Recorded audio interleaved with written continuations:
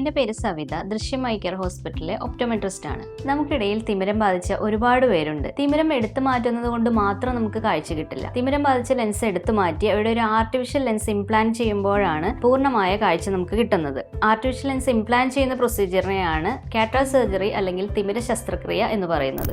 സർജറിക്ക് മുമ്പ് ഓരോ പേഷ്യൻസിന്റെയും കണ്ണ് കൃത്യമായി വിലയിരുത്തി അനുയോജ്യമായ ലെൻസ് തിരഞ്ഞെടുക്കാനും കണ്ണിന്റെ ആരോഗ്യനില ഉറപ്പുവരുത്താനും ചെയ്യുന്ന പ്രാഥമിക പരിശോധനയാണ് കാറ്ററാക്ട് പ്രീ ടെസ്റ്റ്. കാറ്ററാക്ട് സർജറിക്ക് മുമ്പായി നമുക്ക് ചെയ്യേണ്ട പ്രധാനപ്പെട്ട പ്രൊസീജിയറാണ് സ്കാൻ ബയോമെട്രി. ഇംപ്ലാന്റ് ചെയ്യാൻ പോകുന്ന ലെൻസ് എല്ലാവർക്കും ഒരേ പവർ ഉള്ളതായിരിക്കില്ല. കണ്ണിൽ ഇംപ്ലാന്റ് ചെയ്യാൻ പോകുന്ന ഇൻട്രാഒക്കുലർ ലെൻസിന്റെ പവർ കാൽക്കുലേറ്റ് ചെയ്യുന്ന പ്രൊസീജിയറിനെയാണ് സ്കാൻ ബയോമെട്രി എന്ന് പറയുന്നത്. വിശദമായ റെറ്റിനൽ ഇവാലുവേഷന് വേണ്ടി OCT സ്കാൻ ചെയ്യേണ്ടതും അത്യാവശ്യമാണ്. കട്ടി കൂടിയ തിമിരമുള്ളവരിൽ അൾട്രാസൗണ്ട് ബി സ്കാൻ വഴിയാണ് റെറ്റിന പരിശോധിക്കുന്നത്. കണ്ണിനുള്ളിലെ മറ്റു രോഗങ്ങളെ മുൻകൂട്ടി കണ്ടെത്താനും ചികിത്സിക്കാനും ഇതുവഴി നമുക്ക് സാധിക്കും.